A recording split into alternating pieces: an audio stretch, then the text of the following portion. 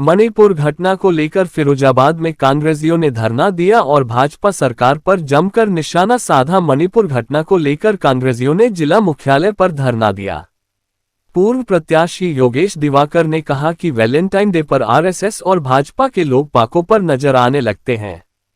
मणिपुर में महिलाओं को नग्नावस्था में दौड़ाने का मामला काफी गंभीर है। ऐसी सरकार को आप क्या नाम देंगे? जनता चाहती है कि वहां के मुख्यमंत्री को बर्खास्त कर नए सिरे से चुनाव कराया जाए, जिसकी सरकार में महिलाएं सुरक्षित नहीं हैं।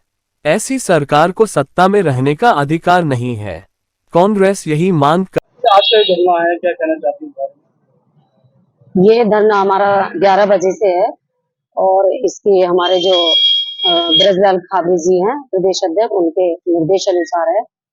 और आप देख रहे हो जैसे कि न्यूज में कितना आ रहा है मणिपुर में अभी तक भी हिंसा शांत नहीं है, हिंसा बराबर चल रही है। तो मैं सरकार से यही कहना चाहूंगी कि अभी एक स्पीच दी थी हमारे मोदी जी ने, तो उसमें कहा था 140 करोड़ जनता हमारे देश की, वो शर्मसार है। तो मैं उनसे ये कहना चाहूंगी, आपके होते हुए इस देश की जनता कैसे शर्मसार हो रही है? क्या आपके हाथ बंद हैं? जब एक वैलेंटाइन डे आता है तो आरएसएस के लोग और बीजेपी के लोग हर पार्क में नजर आते हैं पुलिस को लेकर कि कोई भी लड़की लड़का मिल ना पाए। मैं कहती हूँ, इस बात से सहमत हूँ, अच्छी बात है।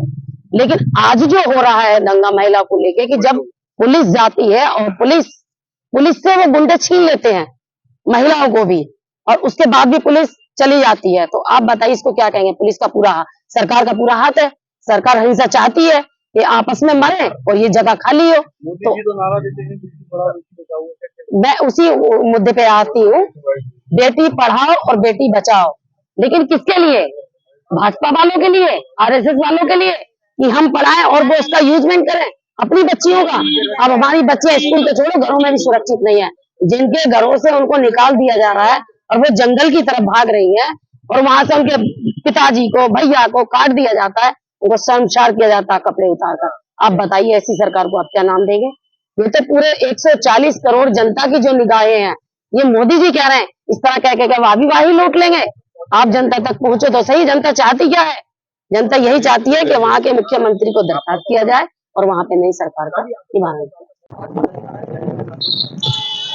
मणिपुर में महिलाओं को नंगा करके सड़क पे घुमाना भारतीय जनता पार्टी के चरित्र को प्रमाणित करता है।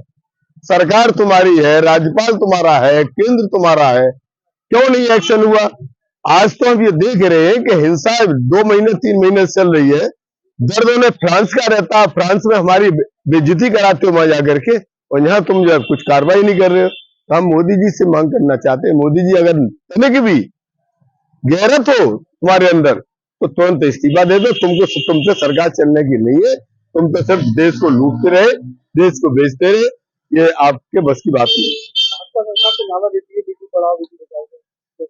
भाजपा जो कहती है कभी करती नहीं है। हमेशा प्रधानमंत्री ने इस बात सच को स्वीकार किया है कि जो बोलता हूं वो मेरा जुमला होता है, तो वो जुमला है।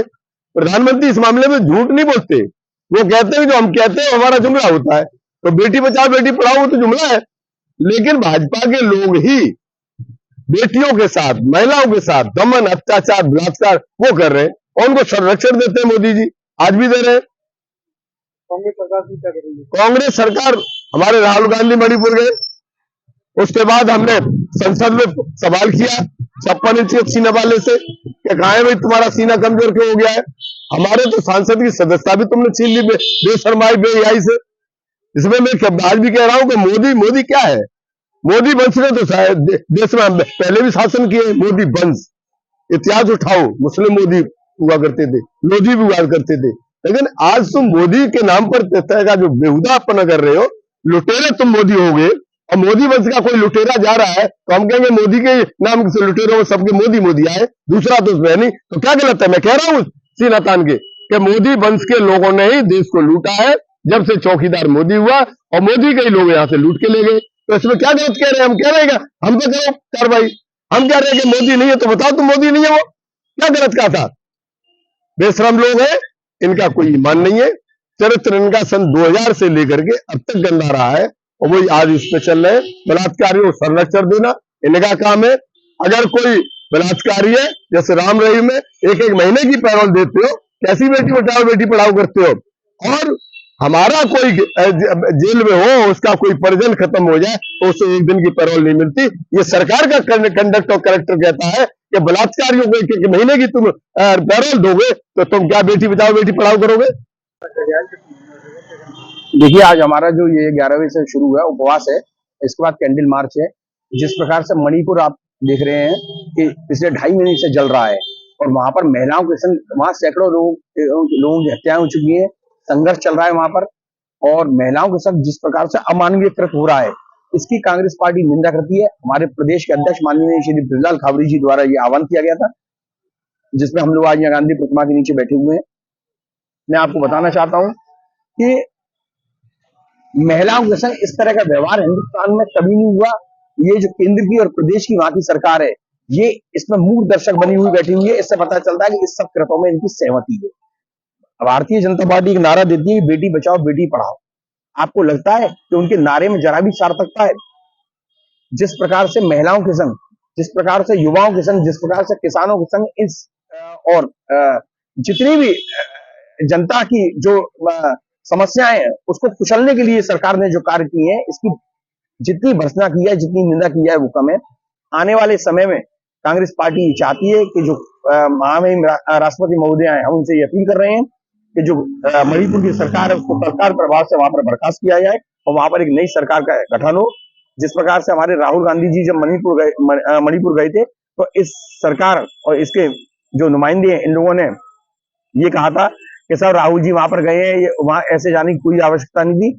आज यही सरकार ये कह रही है कि नहीं, हम चर्चा के लिए तैयार है, लेकिन जब चर्चा की बात सदन में आती है तो माननीय प्रधानमंत्री जी उसका अपना कोई वक्तव्य नहीं देते, जिस चक्कर में सदन नहीं चल पा रहा है। सारी जिम्मेदारी सरकार की है, चाहे केंद्र की हो चाहे प्रदेश की हो, और इसका खामियाजा ये सरकार भुगतेगी। जनता मन बना चुकी है। 2024 में कांग्रेस के नेतृत्व में माननीय राहुल गांधी जी के नेतृत्व में इंडिया को वोट करेगी। आप देखिएगा, इंडिया को वोट करने के लिए हिंदुस्तान की जनता जो है वो तैयार है।